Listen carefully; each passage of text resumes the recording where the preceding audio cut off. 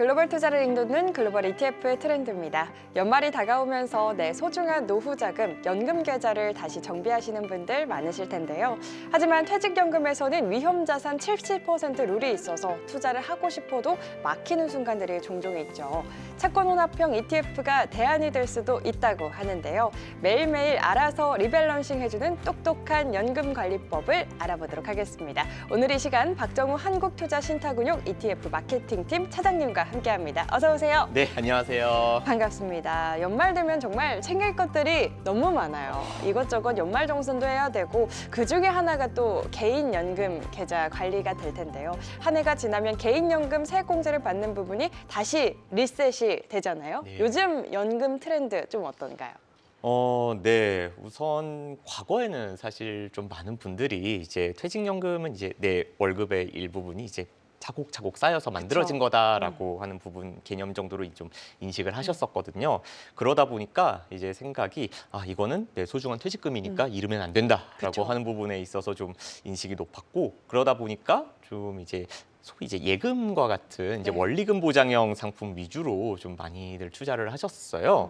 그런데 이제 뭐 기대 수명도 좀 길어지게 됐고 그리고 또 최근에 물가 상승도 좀 많이 있었잖아요. 맞아요. 그러다 보니까 이걸 고려했을 때 현금 가치에 대한 고민도 좀 들어가시고 그리고 또 최근에 또 투자 뭐 증시나 이런 부분도 좋았다 보니까 좀 더 적극적인 연금 운용에 대한 필요성을 좀 많이들 이제 이야기를 하시는 것 같아요.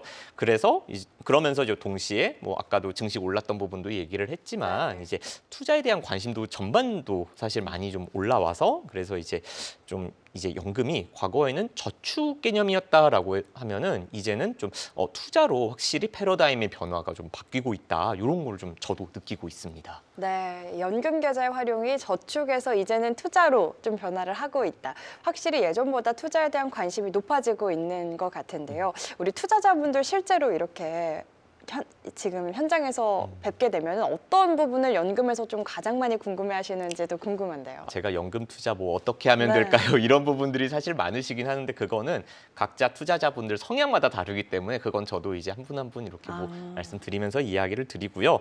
근데 이제 좀 많이들 아무래도 올해 사실 뭐 순매수나 이런 거를 보면은 대표 지수가 아무래도 사실 초기에는 접근하기가 용이하다 보니까 그쪽으로 확실히 좀 많이들 보셨던 것 같아요. 그런데 또 이제 뭐 S&P 500이나 뭐 나스닥 100 그리고 코스피 200 같은 대표 지수가 좀 가장 뭐 상징적일 거고 그리고 여기서도 많이 이제 투자를 하시면서 질문이 나오는 게 근데 나 원래 내가 일반적으로 투자를 하듯이 뭐 연금 계좌에서도 이런 대표 지수들을 투자를 했는데 근데 어느 순간 나 투자가 막혔어요 이렇게들 말씀을 맞아요. 하시더라고요. 네. 근데 이게 어떤 것 때문이냐면 이게 퇴직연금의 70% 룰이라는 것 네. 때문인데 요거 관련해가지고 사실은 좀 질문들을 많이 주세요. 그래서 이 퇴직연금 70% 룰이 뭐냐라고 하면은 우리가 이제 그 퇴직연금은 근로퇴직급여 보험법 요거를 이제 근거를 해서 이제 적용을 받는데요. 요 법에 이제 투자 자산들에 대해서 위험 자산과 비위험 자산을 좀 구분해 놓고 있습니다.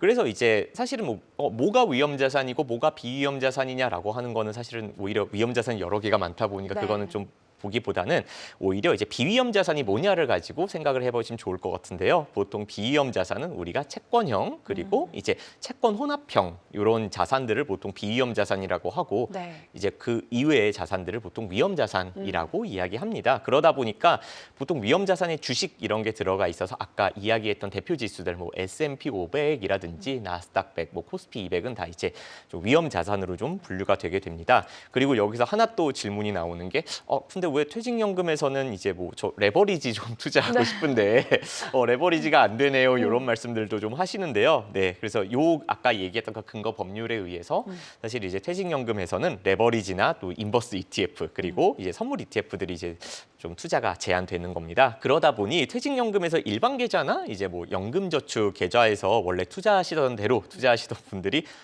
저 어느 순간 투자가 제한됐어요. 이런 어. 이야기들을 좀 하시게 됩니다. 맞아요. 나스닥 같은 주식형 상품들을 계속 담으면 어느 순간 안전 상품을 담아야 한다 이렇게 나오긴 하더라고요. 맞아요. 네.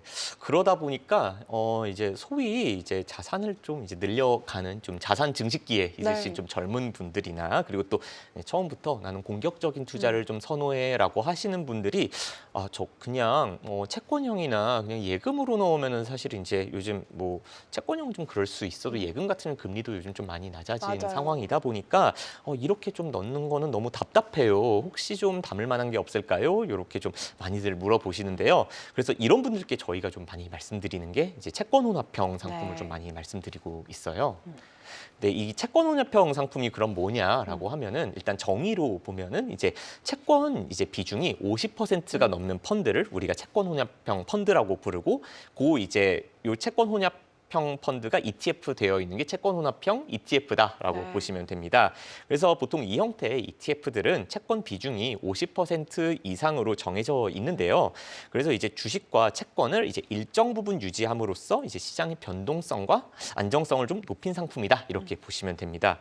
그런데 이제 이 채권 혼합형 상품은요, 아까 제가 이야기했던 그 근로퇴직급여 보장법상 비위험 자산으로 들어가기 때문에 뭐 아까 이제 70% 남고 남은 30%에도 담을 수는 있고 네. 또 이 자산으로만 100% 오. 구성하는 것도 가능합니다. 네, 채권 혼합형 상품, 위험 자산을 또 선호하지 않으시는 투자자분들께서는 이걸로 100% 구성하시는 것도 굉장히 좋아하실 것 같은데요. 네, 맞습니다. 맞습니다. 그래서 방금 말씀하신 것처럼 사실은 이 채권 혼합형 상품이 이제 주식 변동성을 좀 불안해 하시는 분들에게 좀 적합한 상품으로 말씀을 드리고 있는데요.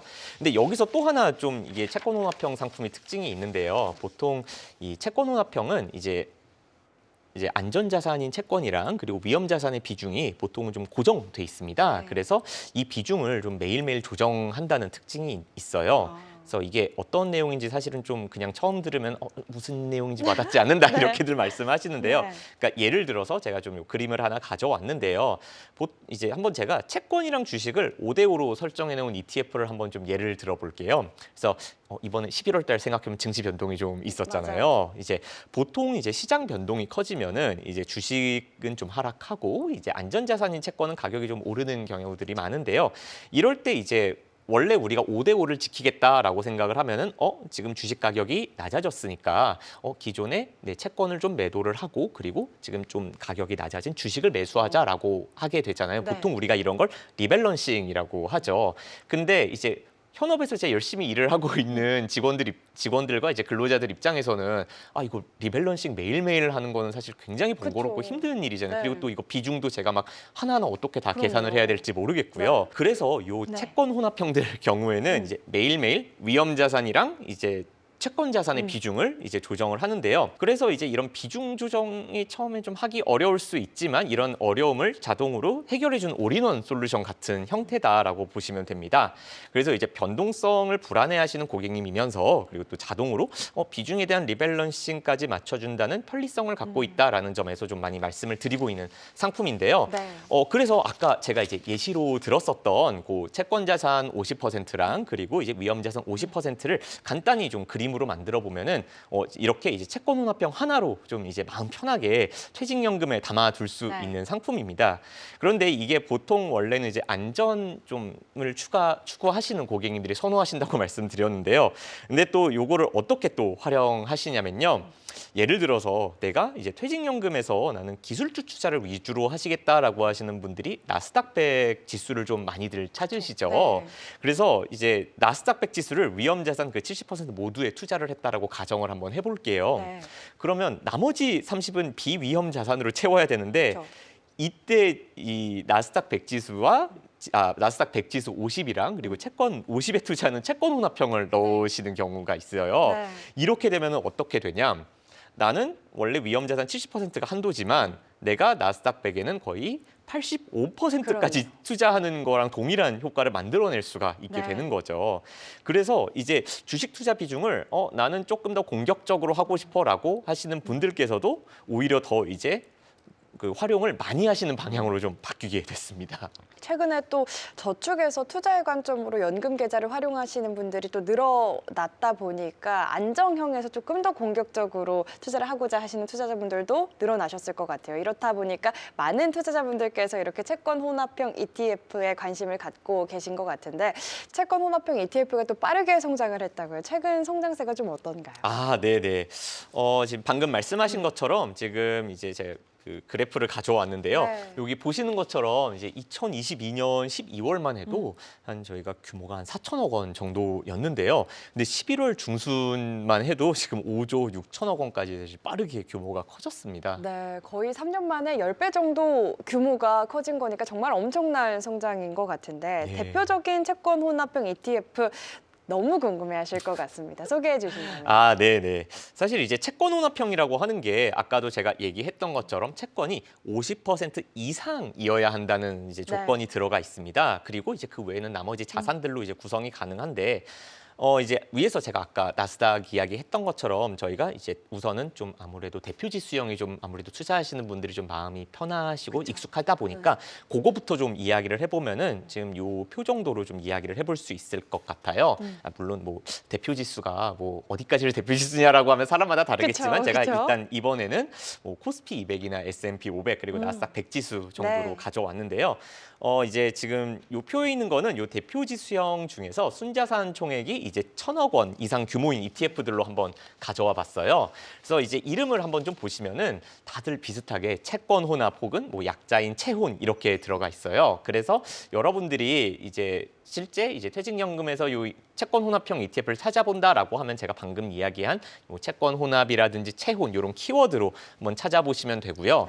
근데 이제 사실 이 채권 혼합형이 형태가 굉장히 다양하거든요. 아까 제가 말씀드렸던 것처럼 이제 채권 혼합형은 채권 비중이 50% 이상이어야 한다라고 말씀드렸잖아요. 네. 그 얘기는 채권 혼합형이 50% 채권 비중이 50%인 것만 있는 게 아니라 채권 비중이 60%인 것도 있고 네. 70%인 것도 있습니다. 네. 그리고 또 채권도 사실 종류가 굉장히 다양하죠. 뭐 단기 뭐 기간에 따라서 이게 단기냐, 중기냐, 장기 채권이냐라고 볼 수도 있고 또 채권 형태가 이게 뭐 한국 국채일 수도 있고 미국 국채일 수도 있고 하거든요. 그래서 이 부분들을 아무래도 좀 더 상세히 한번 말씀드려보려고 하는데요. 네. 우선은 아까 얘기했던 게 비중 차이가 좀 있다 보니까 그 비중부터 한번 제가 다시 한번 정리해봤어요.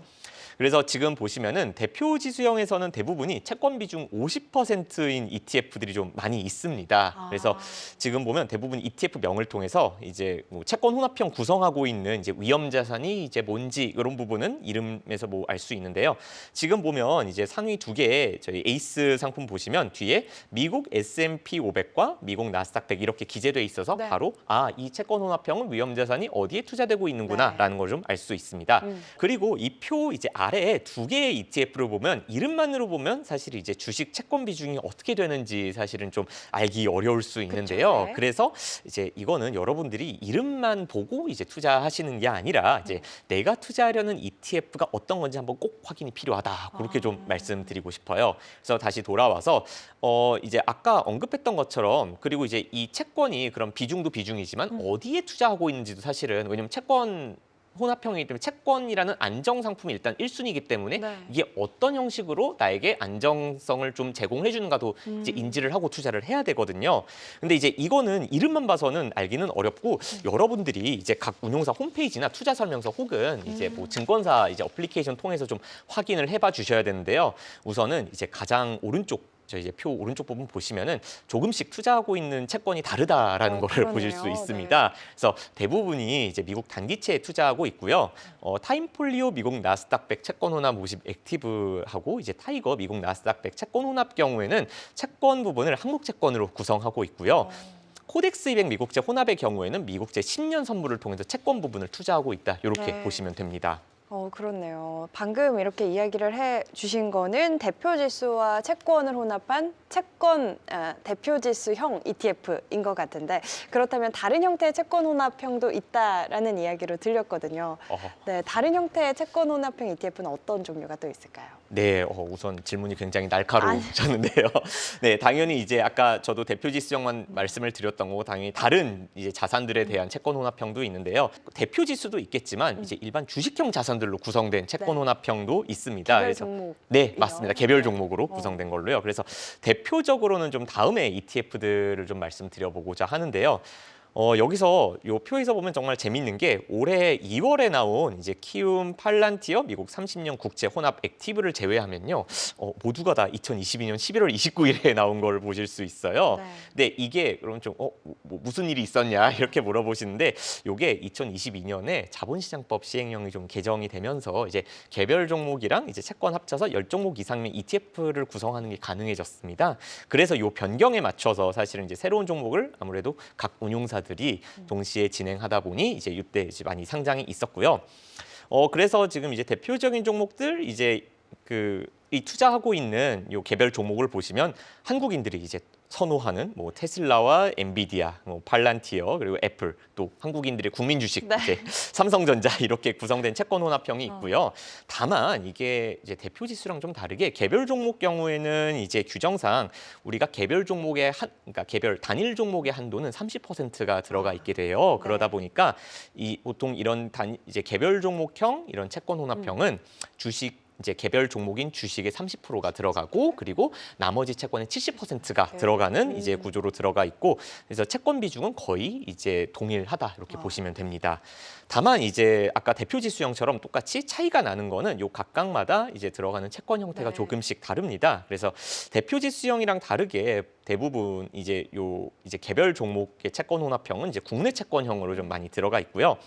최근에 상장했던 이 키움 팔란티어 미국 30년 국채 혼합 액티브만 이제 미국 30년 국채를 담고 있고 그리고 요거 같은 경우는 좀 환해지를 진행하고 있는 형태를 보이고 있습니다.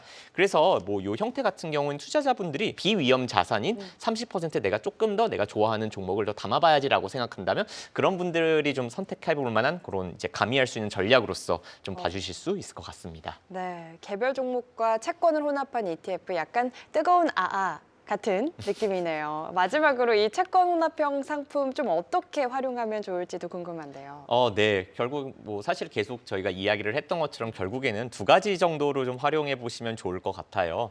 우선 첫 번째로는 이 채권 혼합형의 원래 목적이었던 이제 주식과 채권에 대한 비중을 갖고 매일매일 진행되는 리밸런싱을 통해서 안정적인 투자를 지향하시는 분들께는 편리한 올인원 솔루션으로 활용해서 퇴직연금 자산에서 주요한 비중을 가져가시면 좋고요. 네. 그리고 두 번째로 내가 좀 공격적인 투자자면서 위험 자산에 대한 비중을 더 가져가고 싶다라고 하시는 분들께서는 이제 최대 85%까지 이제 위험 자산에 투자할 수 있는 방법으로서 좀 활용해 보실 수 있다. 이렇게 말씀드리고 싶습니다. 네, 좋습니다. 오늘은 연금 계좌에서 활용 가능한 채권 혼합형 ETF에 대해 어떤 투자 전략이 유효할지 사장님과 이야기 나눠봤습니다. 세계를 잇는 투자 글로벌 ETF 트렌드로 쉽고 안전하게 오늘 글로벌 ETF 트렌드는 여기까지입니다. 오늘도 좋은 말씀 감사합니다. 네, 감사합니다.